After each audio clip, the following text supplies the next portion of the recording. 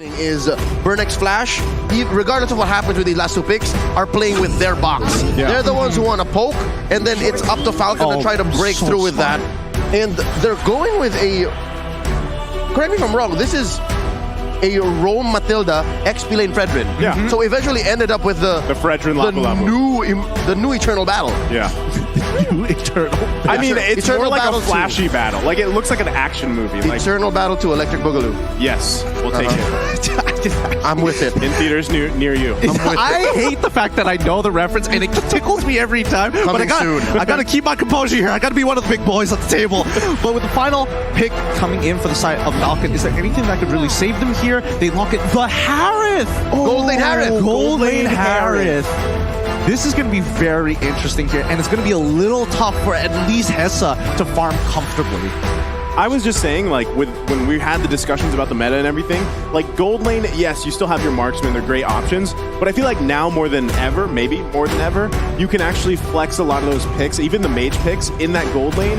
And we've even seen in previous tournaments, even like a Ruby gold lane, Hellkirk gold lane pop up. Not sure if that's going to happen, but even you mentioned a possibility of, hey, what if Hayabusa gold lane, right? There's I feel like room for flexibility just in that lane alone. Yeah.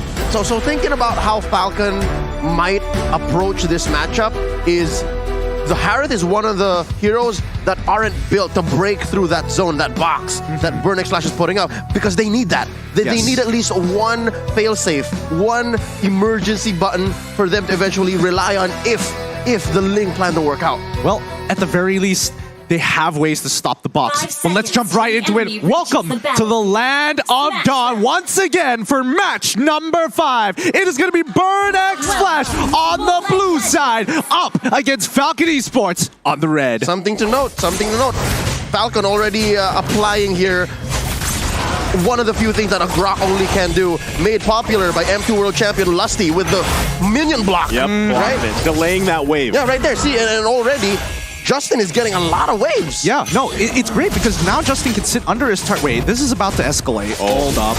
They're going to cut him off here. D7 has to flicker out. Going to be fine right now, but a lot of tension here between the two teams already early on. Yeah, thank goodness Chima was ready to go for it. I mean, if this was a pub game, Chima would have just left me to die. Yeah, it is what it is. It is what it is. Sorry, buddy. But yes, more importantly, the mid lane is going to be highly contested here, just so that the side lanes could have a good time. A lot of the pressure is going to be topsy-turvy here. We're on a seesaw. Let's see where the weight is going to be put on. Wait, did Ken not get the purple? Yeah, he did. Oh, he didn't go for the purple yet. You're right. You are right. That's kind of brutal here. Ken doesn't have his purple just yet. He's making his way back to go pick it up here. So okay, He remembered. He remembered. He still got. I left it in the jungle. Yeah, I left it in the jungle. I'll be back later. Did I? I did. Yeah. Oh, yeah. Well placed wall there. Naomi gonna allow Ken to go ahead and get the purple buff, but Chima gonna try to cause a little havoc here. Looks like it was secured though by Ken.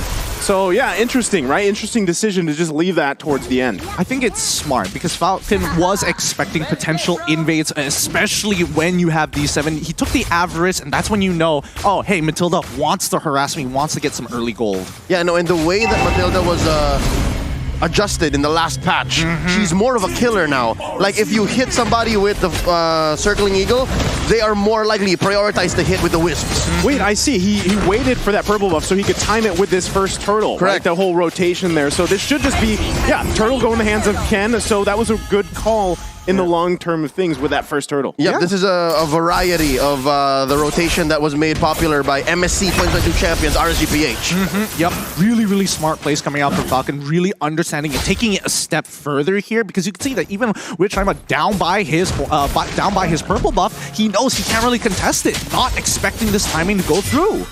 And what this is doing for Burn is it's throwing them off. Do you see how Chima could not even think of even going to the turtle anymore? And they can't even, it's not like they even made much of it in the top lane. So this is also, again, in turn, giving Zipek some space. Yeah, super balanced right now. Naomi, he's pretty far out, and I like what he's doing. He is just matching and mirroring what D7 is doing right now, making sure that they know where Burn is going to try and invest some time and effort to maybe get an advantage, maybe get a little bit of a lead. But Falcon understands the longer this game goes, there is a very high chance for them to actually go for a full-on fight.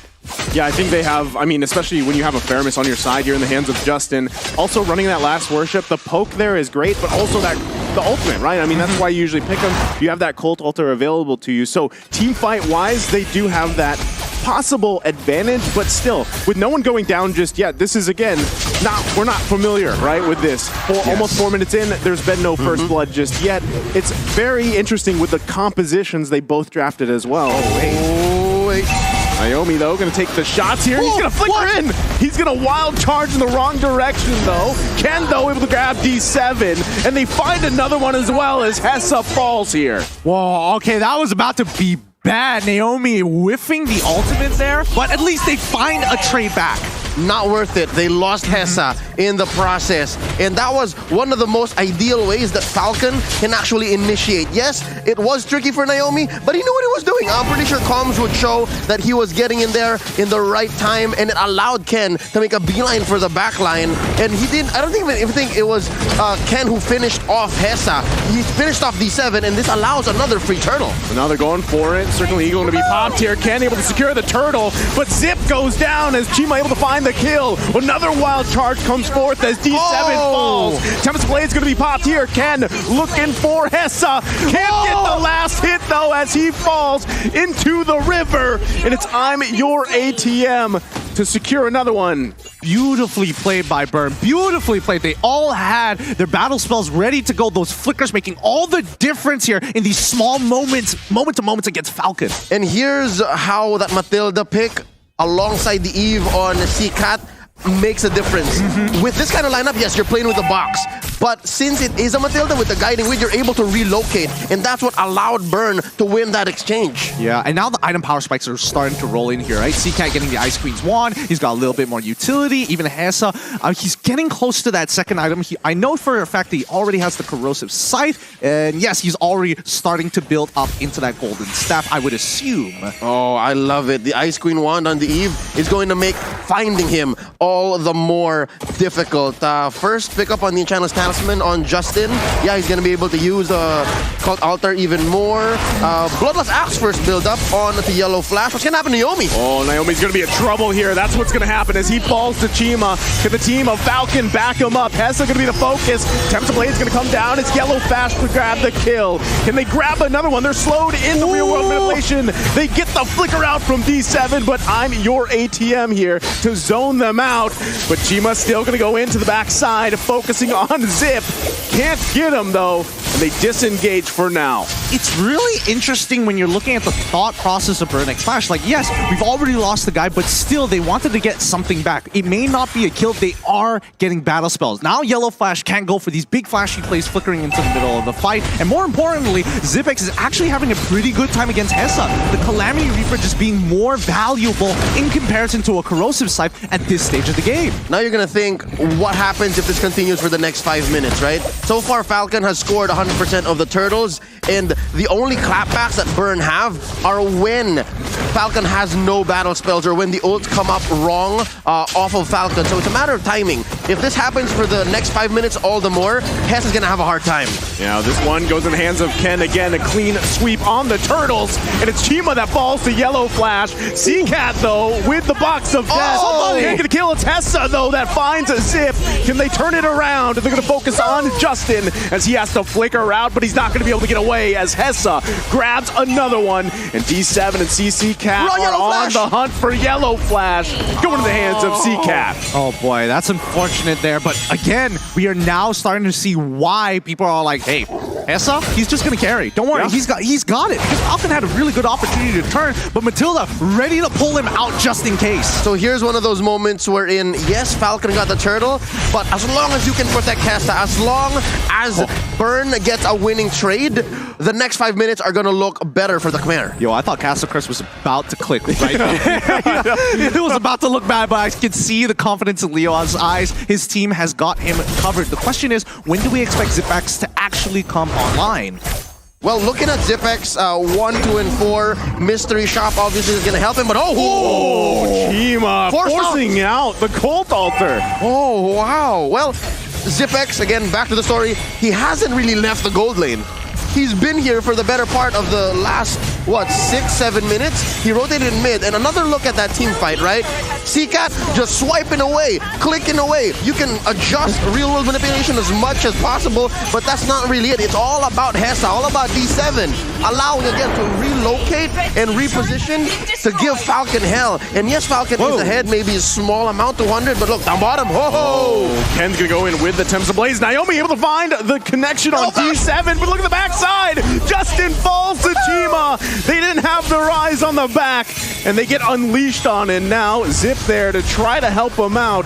But I think this is going to disengage for now. Hessa apparently died earlier in the fight, so it's still a 1-for-2 trade, and in the end of the day, Burn is still going to have a slight, very slight net profit here. However, mid-turret under fire. Oh, Naomi's going to be in trouble here. Chima on the hunt with the high-end dry. Can't get the kill, though. Ooh. So it's Falcon that's still able to hold on to that tier 1 in the mid lane. Oh, thank goodness. That mid-tier 1 is so very important here, because Ken, once that mid-tier 1 is gone, purple buff might be up for contention for Burn. Oh, fighting for this Lord here. Yellow Flash going to be a little bit too late to the party. Chima able to secure it.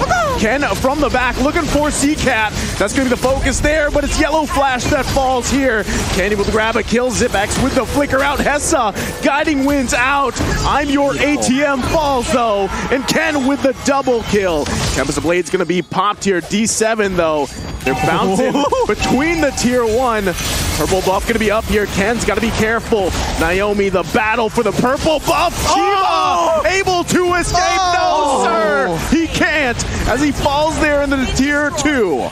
You could see the Falcon fans just jump for a moment thinking that, yes, they stole it. Wait, they did it, but they got the kill, and that's when you expect the jump. So once again, Falcon now actually having a very clear advantage against Burn. It may be very small for now, but this could really start the snowball for Falcon, which we've been waiting for 10 minutes into the game. No Lord, whatever. You don't have a team to protect it. We'll cut down these Lord-empowered minions and continue on chugging forward. Burn's not going to make the most of this Lord. Again, it's a free defense, 2K ahead.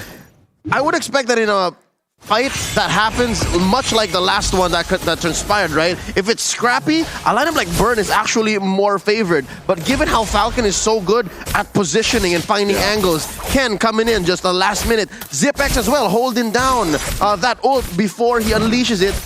It's so perfect, and that's what's leading Falcon here so far to get this small lead. Again, 13-11. Lord went over to Burn, but it's Falcon who's winning more fights. I'm very curious about the item build so far. I just saw Hessa purchase the Winds of Nature.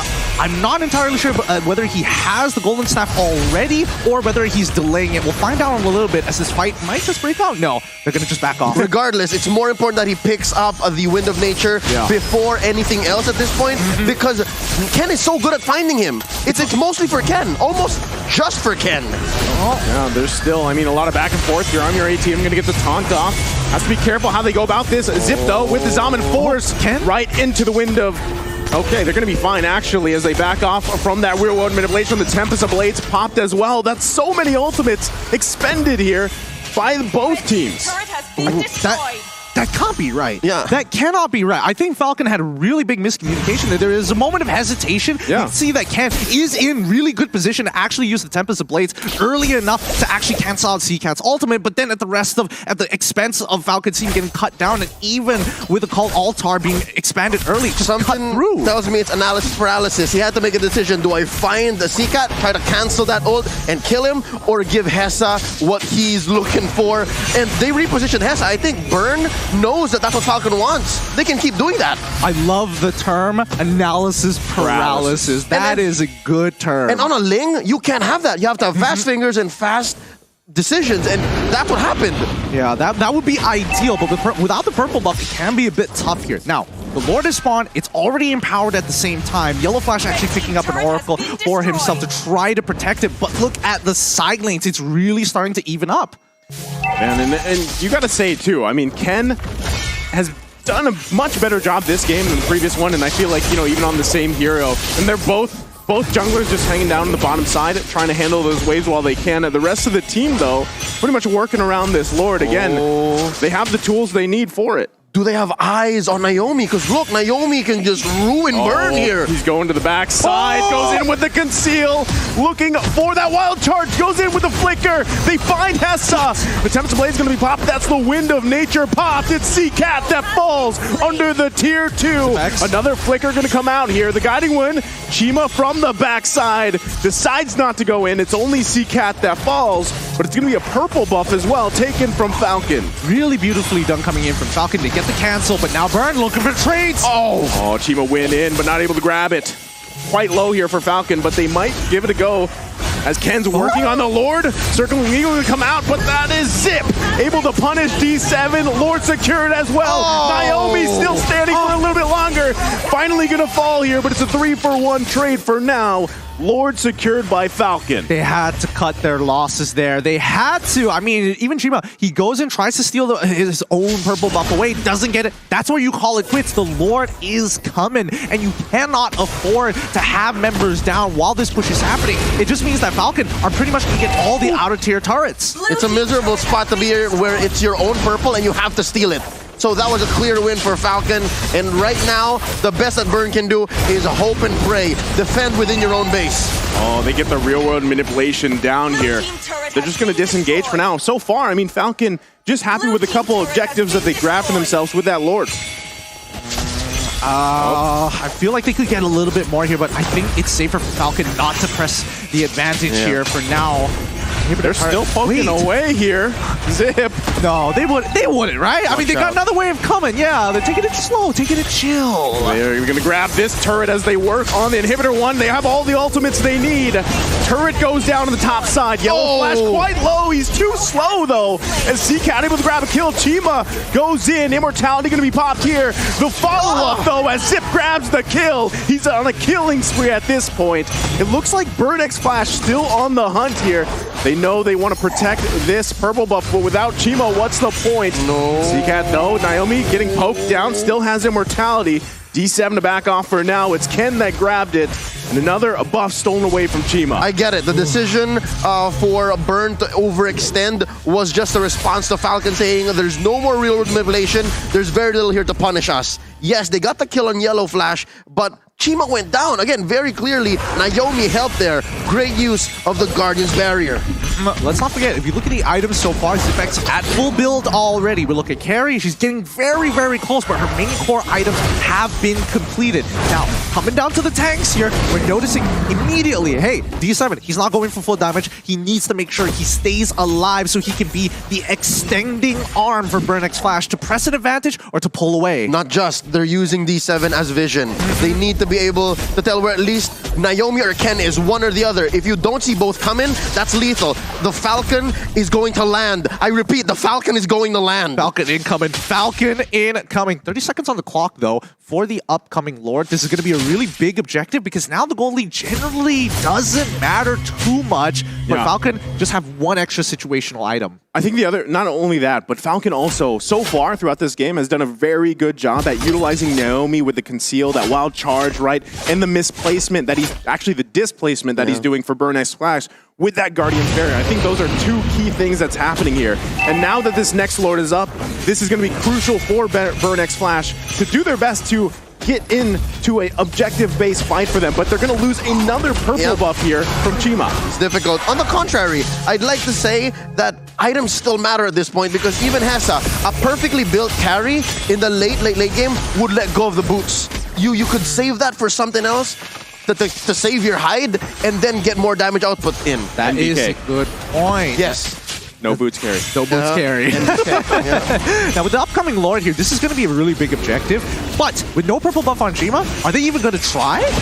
Well, I mean, it's the 4-on-4 right now, right? Both junglers kind of just hanging out. They see Naomi. Yeah, Ken's gonna be fine though. They're still working on it. I'm your ATM, gonna have to be careful. Real world manipulation gonna come down. Colt Altar there too. D7 immortality gonna be popped. Naomi though, Hessa was trying to do his best his own amount. They gotta deal with Hessa as well. They're still bobbing and weaving. Ken though, he's gonna fall from Seacat. Huge mistake here.